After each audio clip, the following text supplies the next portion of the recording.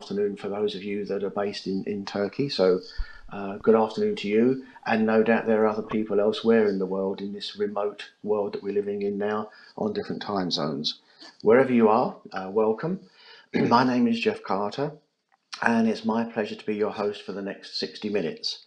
I'm going to be discussing with the three speakers that you see on the screen with me, the new model and their reactions to it.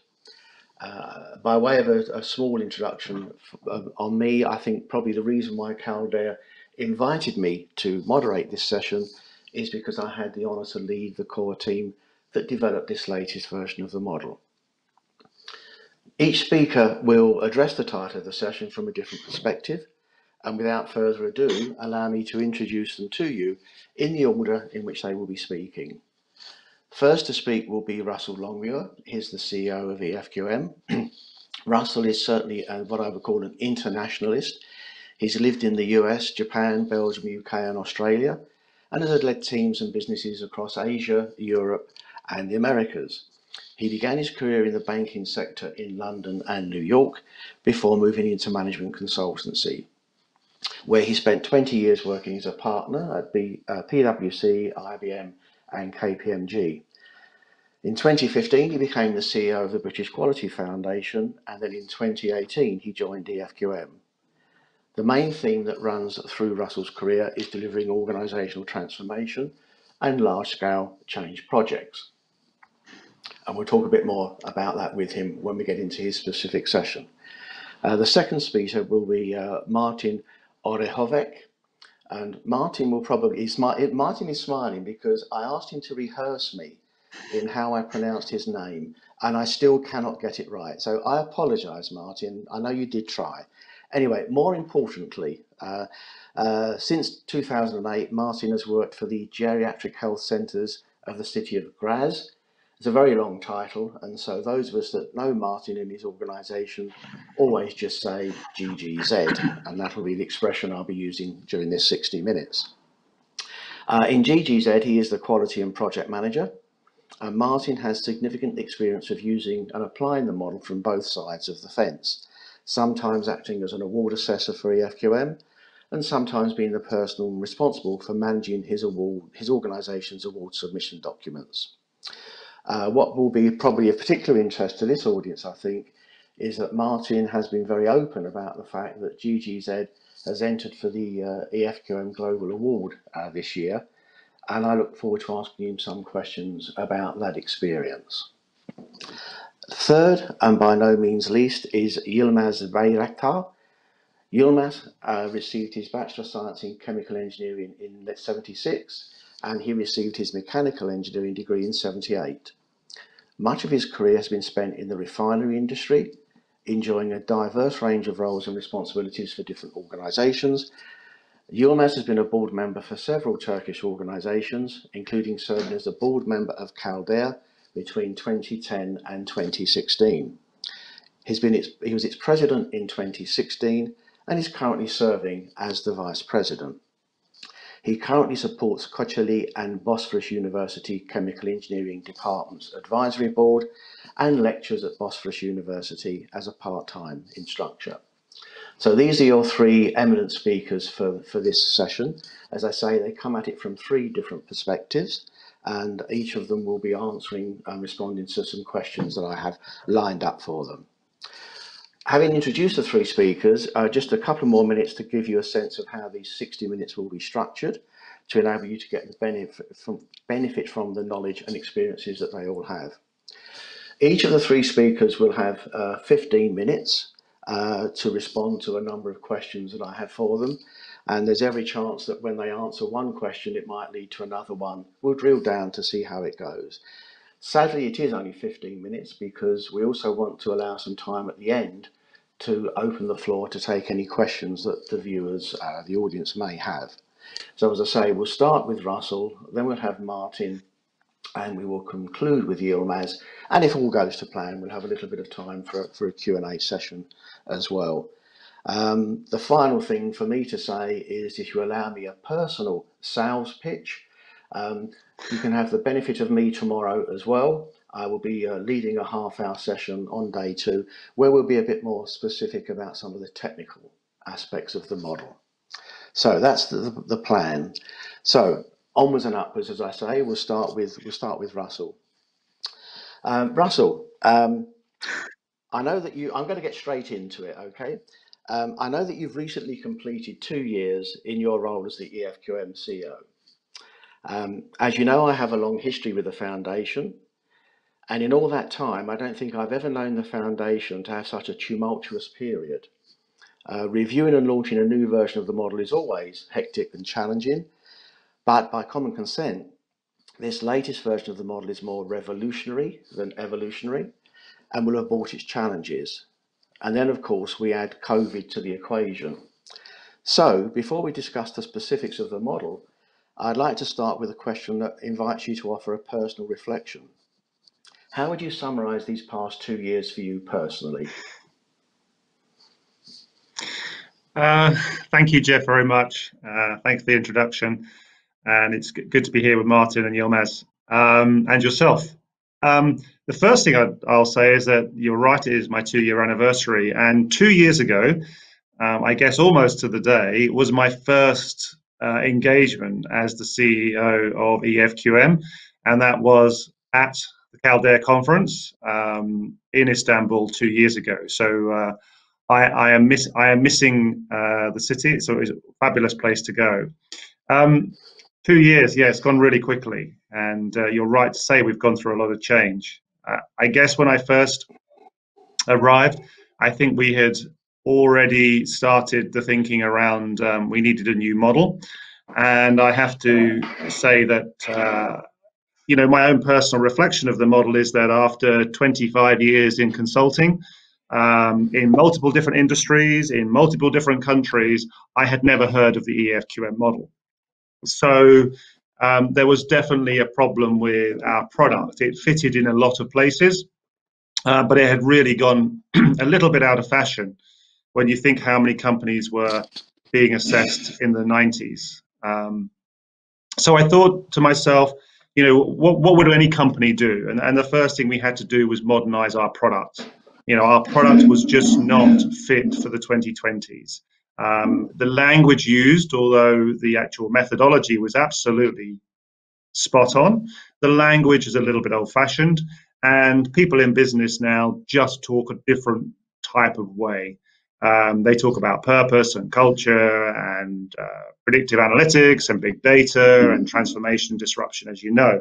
And almost all of those words were never mentioned in the model. Now, our brilliant assessors coped with that by bringing their own personal knowledge, and companies obviously were reacting to that. So that was great, but we had to change the product. So the first thing we did was we really stepped on the gas on the project that you were leading, which was to change the model.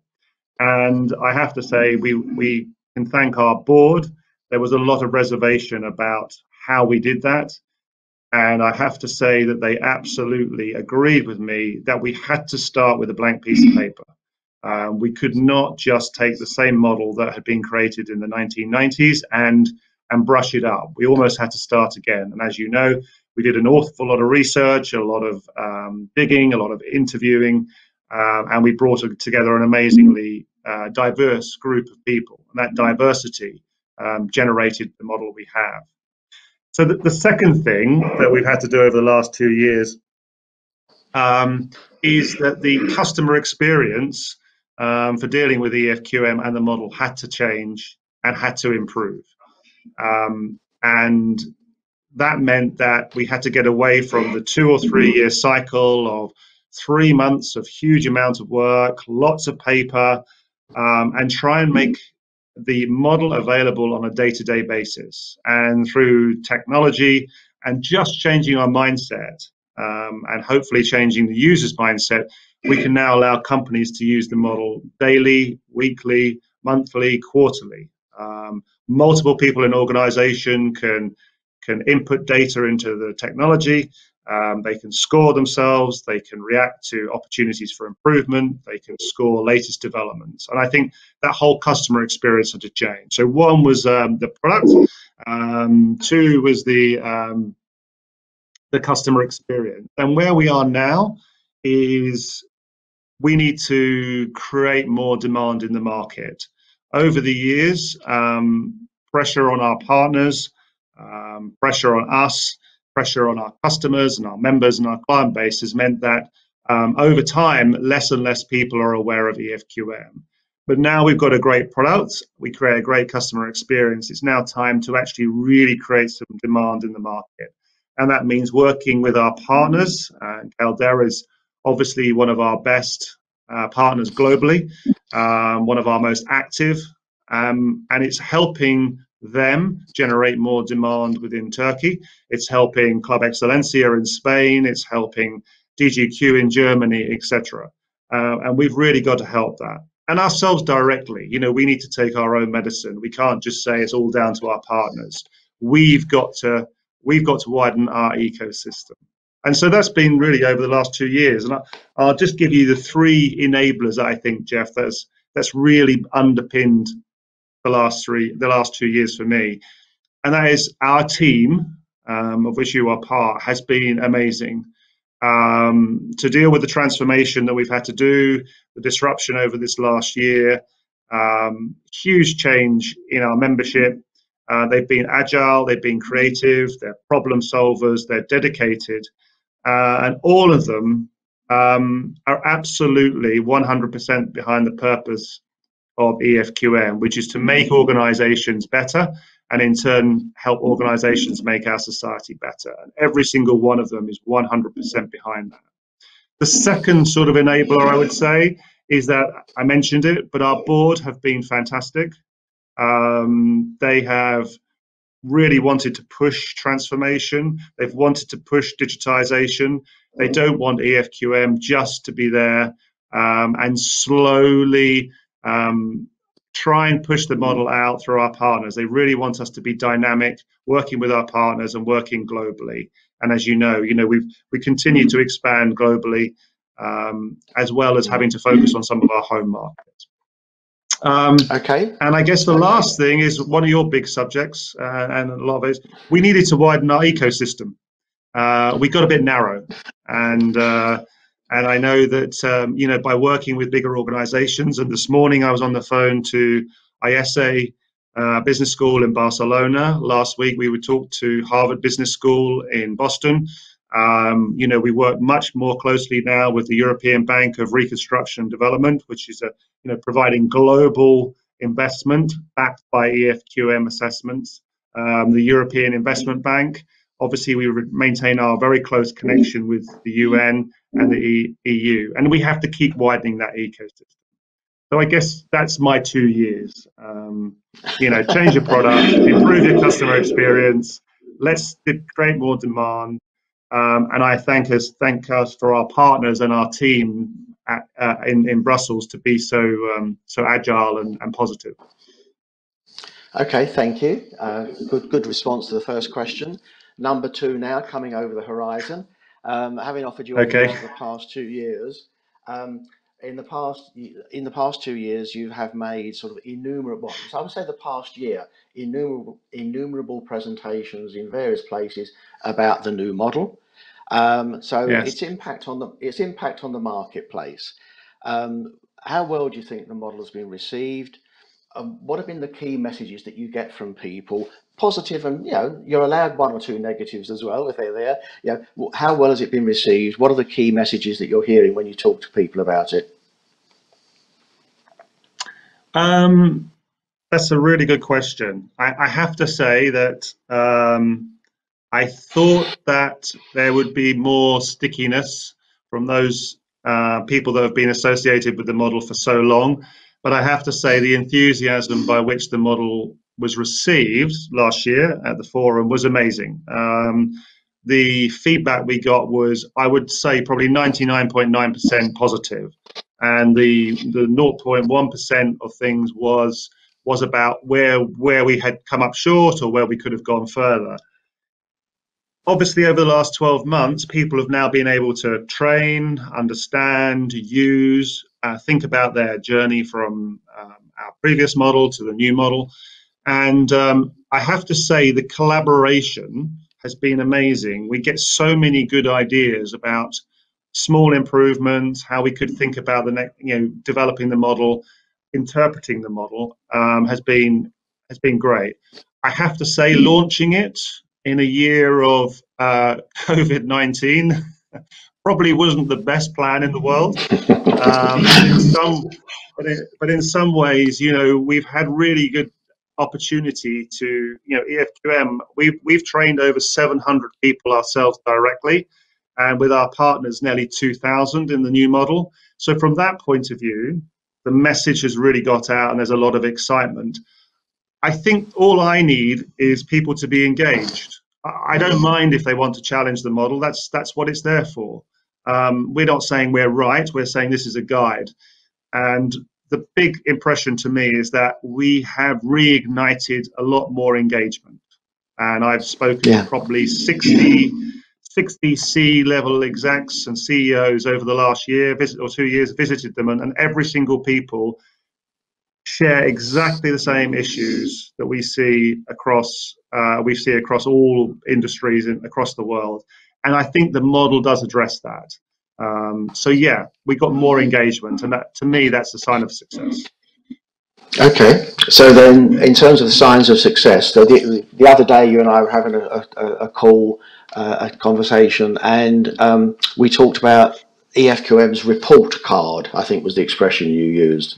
So was it you should practice what you preach? So what does EFQM's report card look like? What key insights in terms of where we're outstanding and perhaps where we have the opportunities for improvement? From an I mean, we'll just talk about us for a minute, because we'll talk about our customers soon. From our point of view, we had to go from a situation where we were offering remote training, classroom training, on-site assessment, and no technology, to using technology for all of our assessments, whilst managing 2 models. We had to convert all of our training courses, and obviously, they come in many languages, and we deliver ourselves in multiple languages, and so we had to change that. And obviously then the remote assessment, how can we do site visits from a remote point of view? And I guess that's tough for us, and the team were amazing, so I definitely score an A. Then we had to try and bring our partners along with that, and many of our partners were in different situations. Some had to close down for a period of time to furlough their staff in certain countries. Some had to stop a lot of their activities. So from that point of view, we can always do better with our partners, but I think our partners did a fantastic job. So I would say we always need to keep improving with our partners. So let's have a B+ there. As I say, the individuals themselves are fantastic, and the model itself is fantastic. The technology has become brilliant in the last 12 months. So I would score highly. Where we really have to improve is the marketing of our message and who we're marketing to. And I think that's where we really need for improvement is how we market the benefits of the model, how we have more voices from our customers and our advocates, more testimonial driven, how we change our language to be more encompassing, how we deal with a younger, a different workforce who want to embrace different methods and models. And I think that's the biggest area for improvement. Okay, so we're coming towards the end of the 15 minutes conversation, so just one more question, and it links quite well. I think it links quite nicely to what you've just said. I can anticipate what you might be saying, but you'll know that when we were doing the C-suite interviews as part of the development of the model, pretty much, well, every interview that we did with every C-suite started with the question, what keeps you awake at night? So, what keeps the CEO of EFQM awake at night?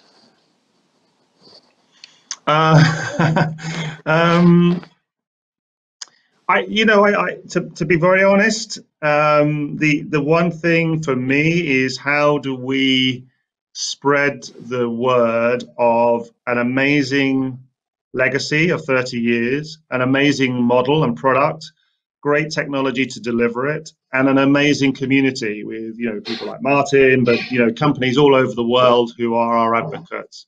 And I think the thing that keeps me up at night is, how can we get that message out more? How can we share it with more organizations, more governments, more countries, more partners? And that's the thing that probably is the #1 challenge for me. Okay, excellent. Well, thank you. Thank you for the time and helping me to keep to the time as well. I appreciate it. So please stay online, because I'm expecting that there may be some questions towards the end of the hour that we have, which we'll share between the three of you. So thank you again. Now, Martin, it's over to you, and your 15 minutes of fame, if I can put it that way. I briefly mentioned your company GGZ, so obviously I and Russell and others will have a familiarity with it, but I suspect many people listening to this session will not be clear on who GGZ is. So before I get into the questions specifically, just give me a sort of a 1-minute thumbnail sketch on this amazing organisation that you work for. I think you're muted, Martin. Are you on mute?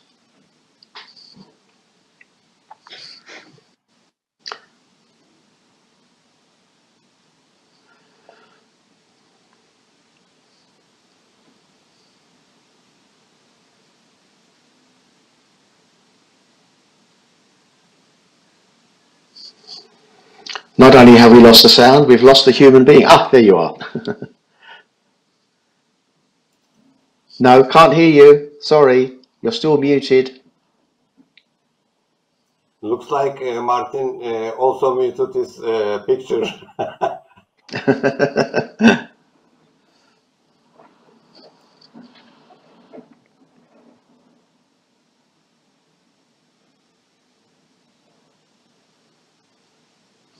So, Yılmaz, I think while we wait for Martin to sort out what perhaps is just a technical problem, and rather than keep people waiting for too long, may we change the running order to make best use of the time we have, and now move on to your particular 15 minutes in the spotlight, please. Is that okay with you? Of course, of course. Okay, thank you. Whereas I've invited Martin to talk a little bit about GGZ because it would be an unknown quantity to many people, I'm sure that the significant majority of people listening to this conversation will know who CALDER is, so I don't think there's any need to go through that. I'd like to get straight into the questions with you, just the same as I did with Russell, really. And my first question is to ask you, for you, what was the most significant feature of this new model? When you first read through the contents, what was it that, if you like, excited you, got you animated, got you energized, got you to say yes? What was it about the new model that pushed a button for you? Thanks, Geoff. Thanks to everybody joining this session, like Russell, Martin, and yourself, accepting to moderate, and our audiences as well. And from the audience, for the delays in the morning, I apologize on myself and the company making this internet possible with us, the Macromise.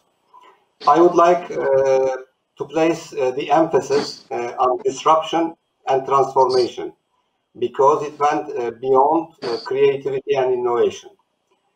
Definition of the organizational leadership would be the second place for sure, because it inherits a lot more than what is written in the model, knowing today's incompetent managing style and performance worldwide, including the country leaders and the presidents. I would place the UN Sustainable Development Goals in the third place, not because there is something new about it, but because, to be honest, it was there for many years, but we all choose to partly ignore it. That's my simple answer. That's a valid comment about the SDGs. I think I've heard one or two other people say as well, it's in a way it's like common sense, But if it's common sense, well, it can't be that common, is it? Because we're not all doing it. So yes, an interesting observation on your part. One of the reasons why I was very happy to lead this session was because it appealed to me to have three diverse views, three different perspectives: a national view, the Efqm global view, and a company-specific one. So in your case, looking at it from the position of Turkey, what aspects of the new model do you think present the biggest challenges to Turkish organisations? It doesn't matter whether they're large or small, public sector, private.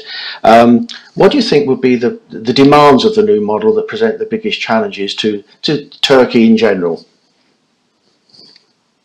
Thank you. Turkey is a difficult country, but managing today's performance and transformation at the same time is a big challenge for all organizations all over. You cannot shape tomorrow with today's existing insufficient management principles. So it's really difficult to estimate or predict the future under the existing political and economical conditions in Turkey. This fact may be valid for most countries, but is more a reality here in Turkey due to our geopolitical situation.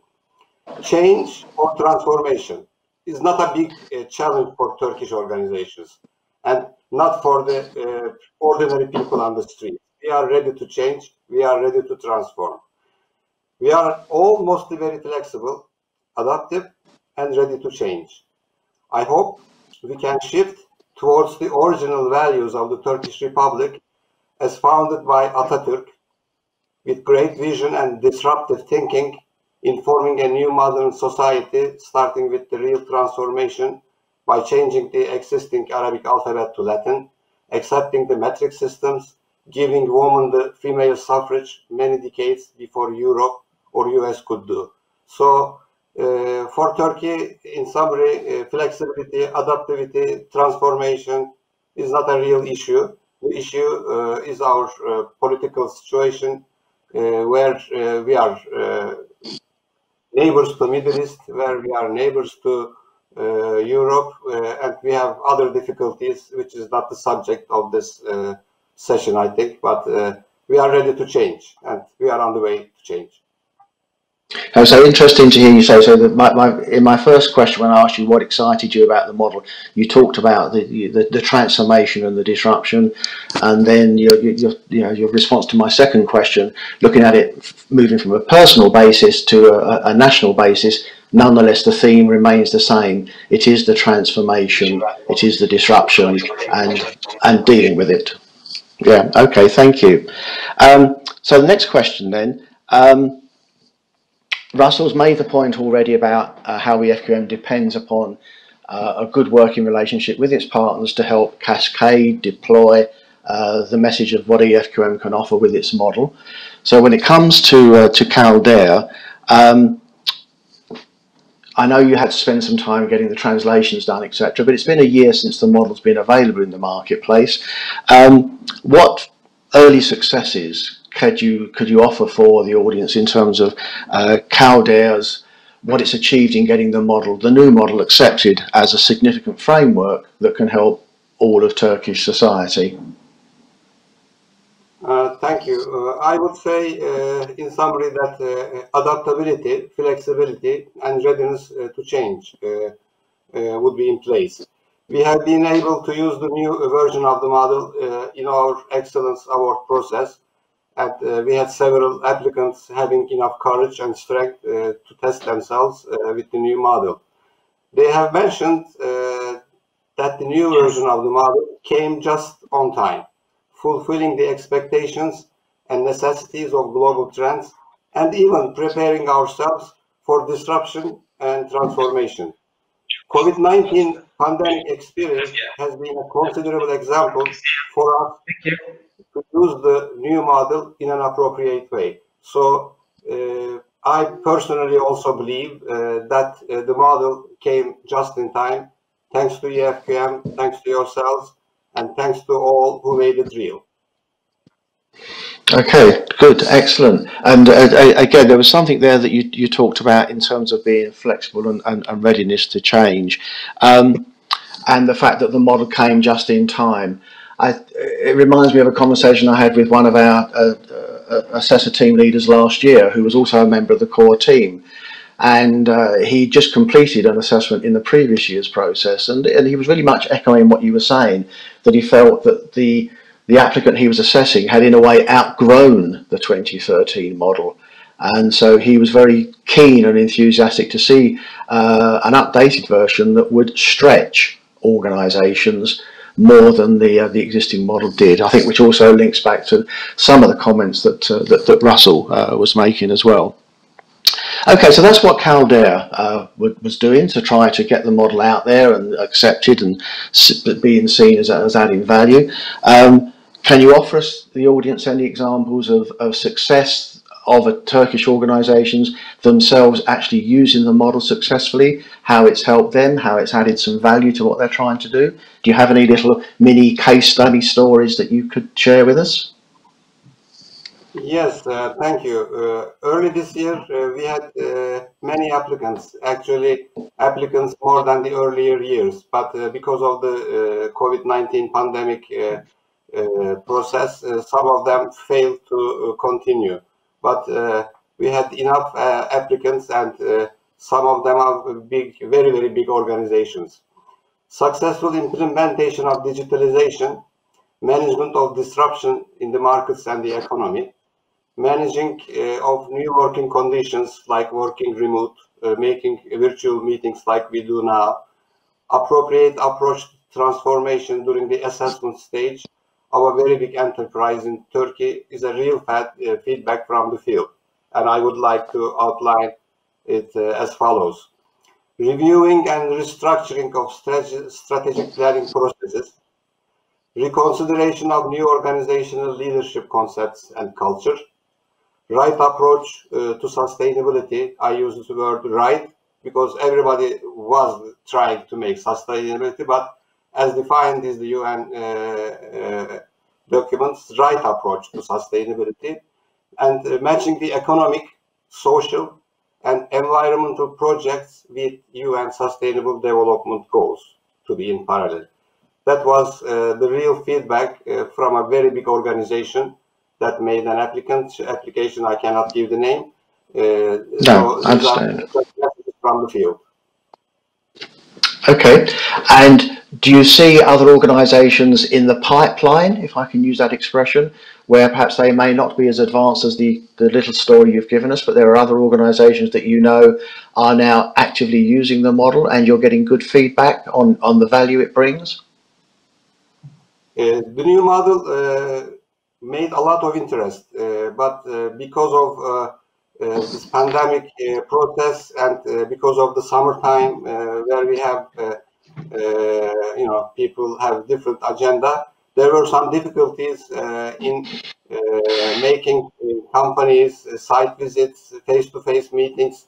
But with the virtual meetings from starting maybe March till mid-July, we made a lot of penetration to large and medium-sized companies, and I'm expecting that next year there will be many more companies interested in the new model. Some of them failed to join with the new model because we did not have enough assessors, we did not have enough trainings, and we did not have chance to make face-to-face meetings, company visits.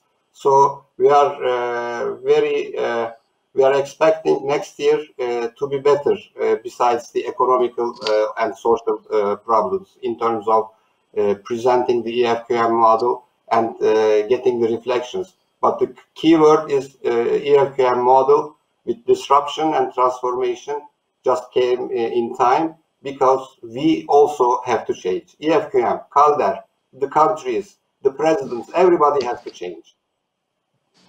Okay, Yılmaz, and in a way that's a nice entry point to what will be my last question for you, at least for the moment, and perhaps to some degree you've already started to address it.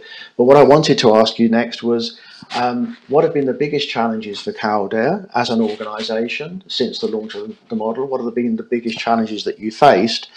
And slightly different to the question I asked Russell, I'm not going to ask you about what keeps you awake at night for the next 12 months, But what are your hopes for the next 12 months? So what has been the biggest challenges in the past year, and what hopes do you have for the next year, the next 12 months?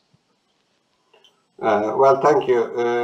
During the introduction, Russell said he missed Istanbul. I am 1 hour far away from Istanbul. I also miss Istanbul. I miss many things nowadays. So we are trying to do whatever we can do anyway. The EFQM 2020 version brought in new management approaches. It's a transformation rather than a change process, as we talked. The technology, the infrastructure, the new management approaches, and the shrinking economy worldwide following the pandemic showed that the world is no more a big planet. So as we face the COVID-19 pandemic early this year in Europe, lots of things have changed, economically and socially. This was not anticipated or foreseen, but it gave us, as CALDER, to understand the strength of the new model. We all left our offices, moved homes, started working online via virtual meetings. The strict limitations became an opportunity for CALDER, more than a threat, where we found chances to introduce the new model, a series of meetings, webinars, and sessions with executives like yourselves, with our members. We all had this process from April to mid-June. I also thank to the EFQM team who contributed this transformation last year, including yourselves. As CALDER received the new model, we formed a translation team to release the Turkish version of the new model, to make a Turkish version plain, simple, understandable, etc. And many thanks to Mr. Can Baykut, Mr. Mehmet Çoban, Mr. Haluk Gözü Yılmaz, Mr. Kazım Sever, and Mr. Celal Seçkin for the 3 months intensive work we performed together. We then shared the documents with CALDER volunteers, namely the trainers, advisors, the award steering committee members, where the translation was finalized and placed on the EFQM website, along with other major European languages simultaneously. I thank to all who contributed here local and abroad, including Vincent too, because she made a lot of effort for us. CALDER, maybe I should mention why we are here. We make annual meetings. We discussed, shall we do, shall we not do, shall we make it online? But it's our 30th year of foundation. We have, every year we make a congress with themes that shape Turkish society and shape the near future. We have invited very valuable speakers, local here and abroad. This year, the theme is the new directions and new horizons. We shaped with great contribution of Mr. Ali Gizer. We are aware that the world economy is shifting to the Far East. It had been for many centuries in the earlier millennium. We were influenced by the Belt and Road Initiative, reference to the historical road starting from Wuhan and ending in Central Europe, with a great coincidence like COVID. So this is the picture of why we are here at the Congress and discussing the EFQM. But when we come to your last question for the coming 12 months, we have to be hopeful. Of course, we have difficulties. We have to stand still and we have to look forward to make everything better. Maybe face-to-face meetings, maybe penetration to fields will be difficult, but with the support of the EFQM, we will be making our best to serve the Turkish society. Thank you. Okay, thank you. Thank you, Yılmaz. Thank you very much. Martin, welcome back. Hello. And we can I hear hope you can hear me now. Yes, we can hear you very well, loud and clear. So let's try to pick up from where we left off. I was making the point that whereas EFQM and CALDER was probably well known to a significant majority of the people participating in this Congress, perhaps GGZ was less well known. So before I got into my questions specifically for you to answer, it might be useful for you to take a couple of minutes to give a sort of a pen portrait, a thumbnail sketch of who and what GGZ is. So could you do that for me, please? Yes, we belong to the city of Graz, and we are a public non-profit organization, and we are located in Austria, around 200 kilometers below Vienna. And in the room or in the area of Graz, there live around 500,000 of people. Our company is a very old one. We started in the 18th century, so we have an almost eventful moving history over the last 300 years. And yeah, we have completely restructured over the last 20 years our company from 2 care forms up to 20 care forms. We were in a very bad condition, also buildings and everything. And now the geriatric health center of the city of Graz consists of the Albert Schweitzer Clinic, a hospital with 300 beds, 4 nursing homes. Each house has around 100 beds, 2 assisted living facilities, daycare centers, and a special research institute, the Albert Schweitzer Institute. In total, around 700 people work for GGZ, and our turnover is around 50 million, to give you some key figures about our company.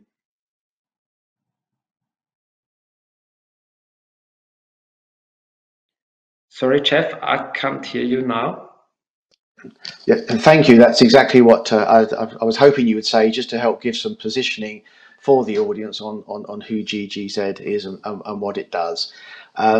So now, moving the spotlight from the company and specifically to you and your personal experiences with the world of EFQM and the models.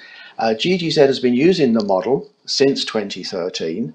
But a lot of people think about the model purely and simply as an award device, for want of a better word, or a recognition tool. But if I understand correctly, GGZ uses the model in more than as an award application. Could you say a bit more about that, please?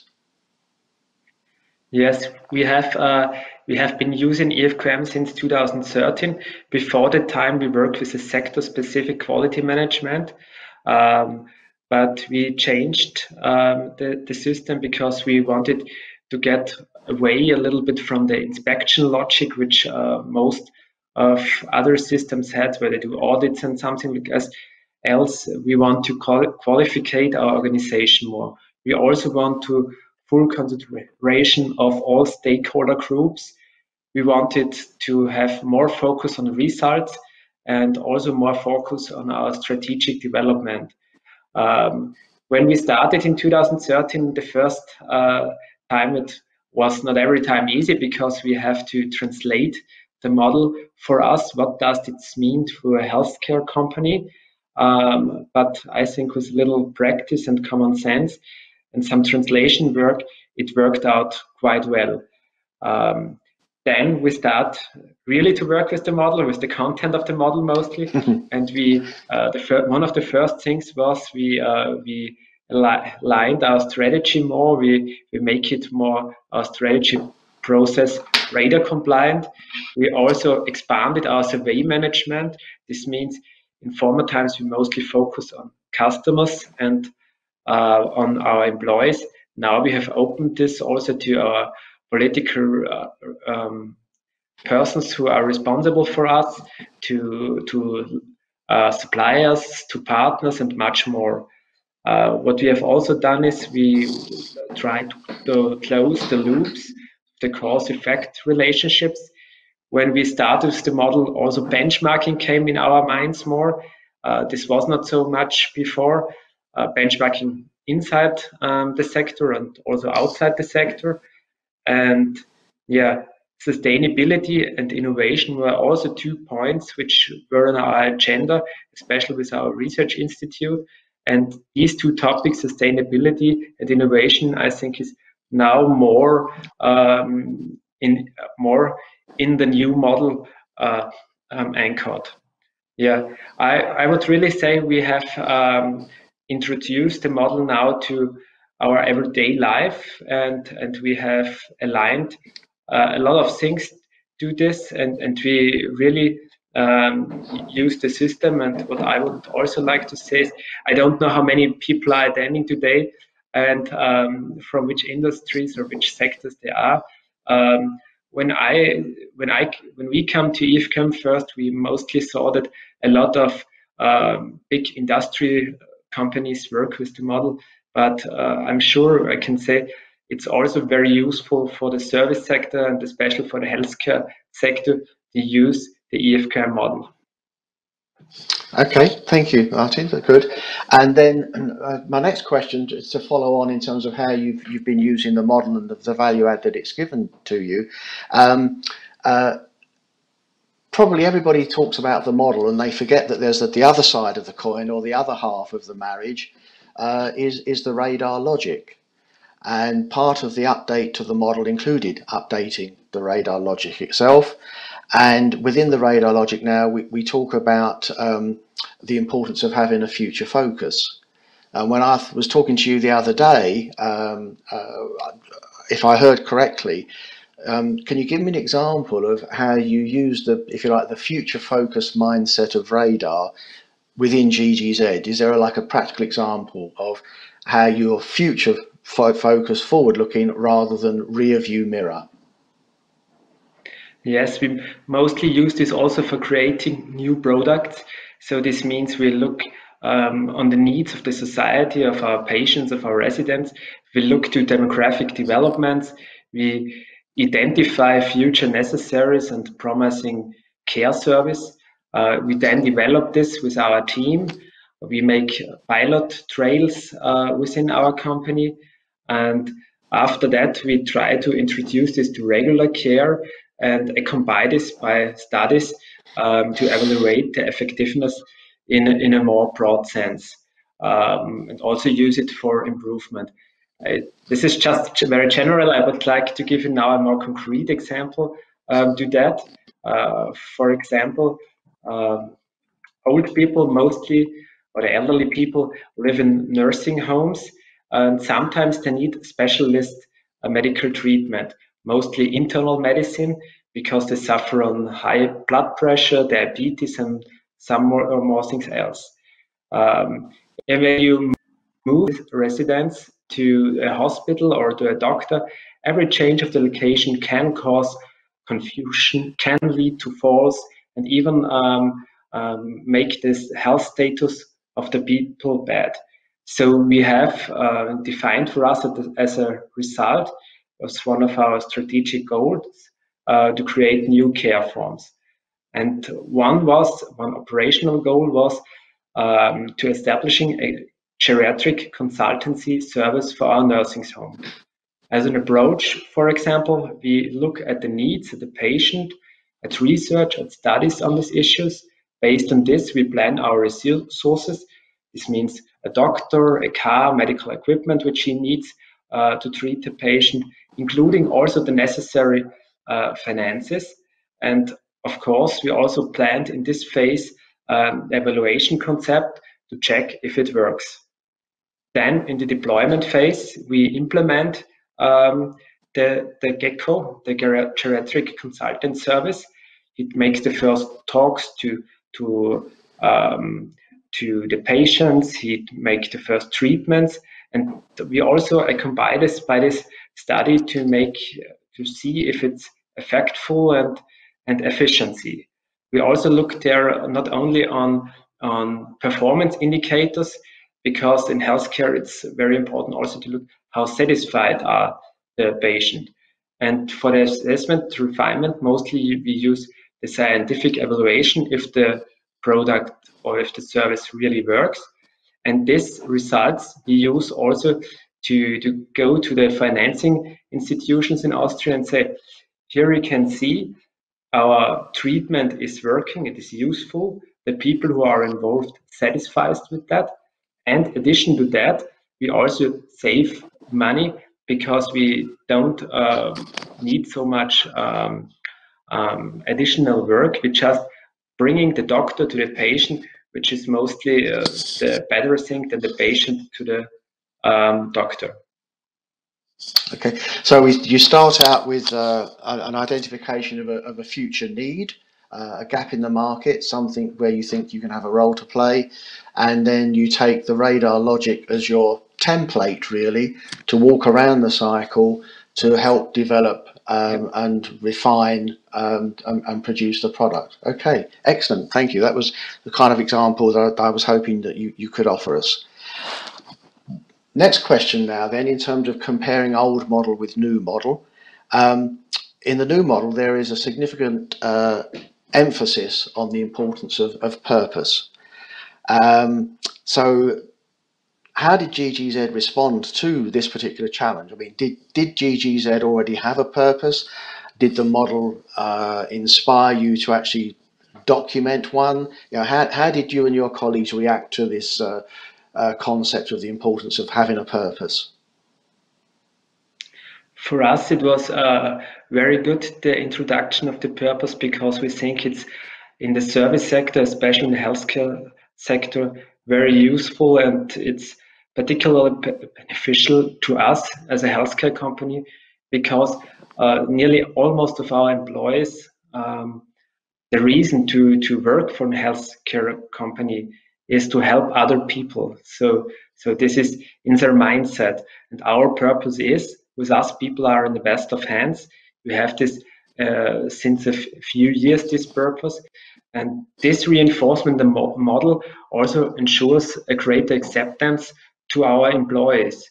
So this supports our positive development, and we think purpose really fits very well to people-oriented business. And we also think this is one part which makes the new model more comfortable for companies from the service sector.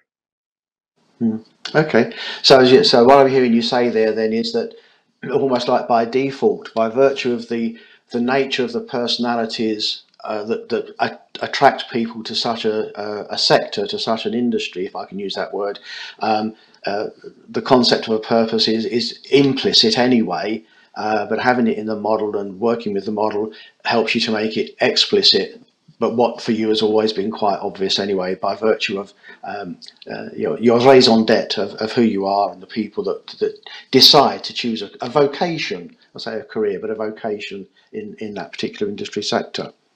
Okay, so then still sticking with sort of like a compare and contrast between the old model and the new model, as an organisation that was familiar, had 6 years experience of the previous model, how easy was the transition from the old model to the new model for you, recognising, including the fact that it wasn't just transitioning and starting to get familiar with it, but being courageous enough to enter for the first award cycle using the new model as well.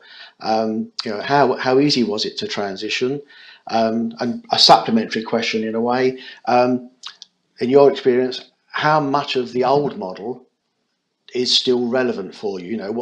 How does it look in terms of comparing and contrasting the two?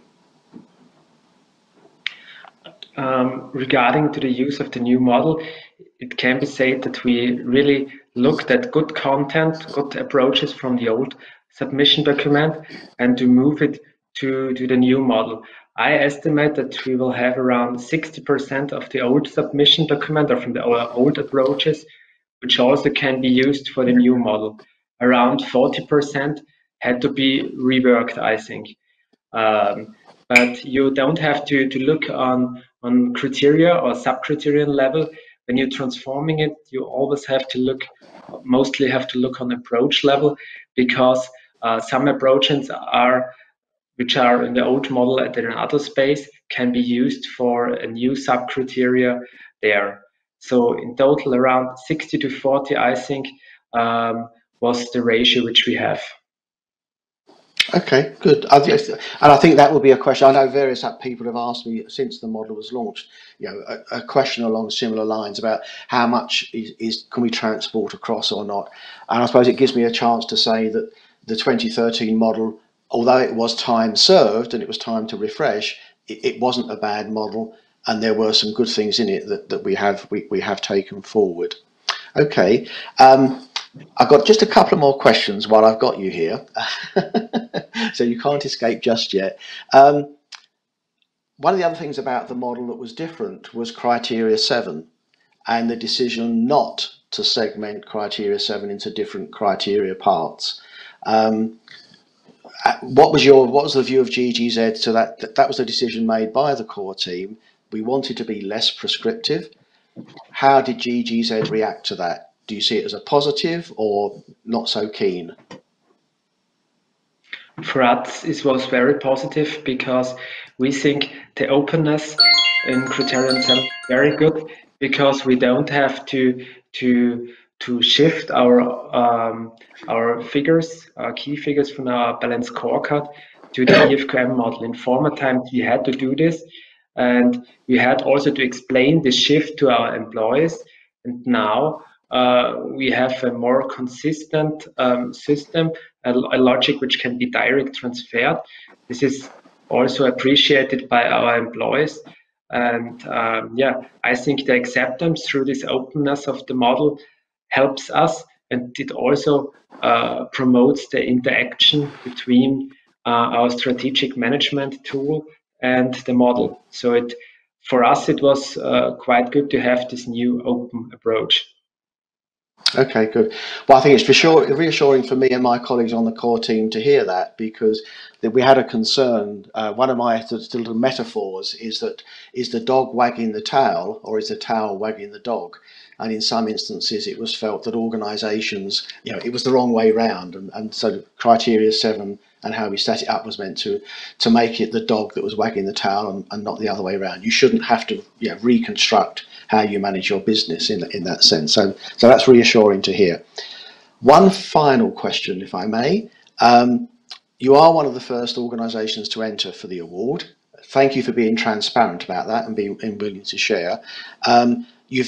Although you're experienced with entering for the award, this is the first time collectively we've had a remote assessment.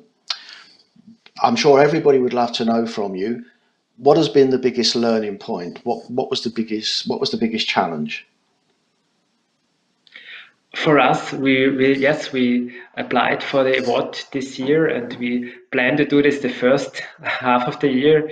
But as everyone knows, the corona pandemic comes over Europe, and we had to postpone it in autumn. And in autumn, it was a remote assessment. For us, it were two big challenges, I think. One was for our IT department, to have stable connections, that the video conferences work well, that the videos which we wanted to show can be transported to give some insights into our company. And for us, from the organizational side, the biggest issue or biggest challenge which we have is we wanted to show that people feel our organization. We want to give emotions to the assessors. We want to show our team spirit and our joy of work. And this we thought this cannot be done so easily via a remote assessment. What we have done, what we can recommend to other companies which do an assessment, a remote assessment, is to invite one or to ask for one or two assessors from the previous assessment, that they can give their experience, how they really feel the company, to the other assessors. This was, I think, a very good approach. But despite of all of these challenges, we were glad and happy to have the assessment, and I would say it was really a good assessment. We were happy with the assessors. They were sometimes, some questions were easier, sometimes it was more challenging us the questions, but that's the way it should be. And yeah, it is a very good alternative, I think, to a classic assessment where assessors are at the site. But for the future, hopefully corona pandemic will go away sometimes to us, and we will also welcome assessors to our company in person. Okay, thank you, Martin. And I had the opportunity to be an observer on the site visit opening session, which was managed remotely, and I would just like to say that the team did a very good job in giving that sense of who the organisation was. They had a very well planned video tour real time. So congratulations to everybody on the team for managing that. Gentlemen, we have just a sort of a couple of minutes left. Having sort of exhausted Martin with my questions, I'd just like to come back to Russell and Yılmaz for one. I'll give you the opportunity for one final comment, anything either based on what you've heard the others say on this forum, or a question that you wished I'd asked you but I didn't. Any closing words from either of you? Yılmaz, can I start with you, please? Once again, thank you, Geoff. I would like to talk shortly about, because I watched, if we have enough time, some comments about certified training and advisor organizations, because as of this year, Efqm has the right to work with more than one partner in every country, one of which is addressed to be the reference partner, like CARTER in Turkey, who has the exclusive rights for the recognition and award processes. It is also noted by Efqm that this partner must be a non-profit organization like CARTER. We believe there are some gray areas to be clarified, like using the translated model. Yılmaz, yes. Sorry, I'm sorry to interrupt you. What I was interested in was any final comments you would have had about this session, what you've heard the other speakers say, any further thoughts that you would have. Totally misunderstood, I'm sorry. I'm very pleased for the introduction of Russell, how these last 2 years passed, and your contribution I know from close. And of course, Martin's experience with the new model is new for all of us. And in the future, we would like to hear more about new assessment for different range, middle to large companies experiences that will give us the chance how we can, as CARTER or other organization, how we can approach and understand these organizations more deeply to serve them better. So it was very useful for me to hear, and I thank Martin for that experience, and Russell for all making this possible, starting with C-level talks, with contributions from different organizations. And as you mentioned, there was nothing bad about the old model. It just needed to be transformed, and that's what is done. Thank you. Thank you, Yılmaz. Okay, Russell, final word from you. Geoff, I'd just like to say thanks very much for you running the panel very, very professionally.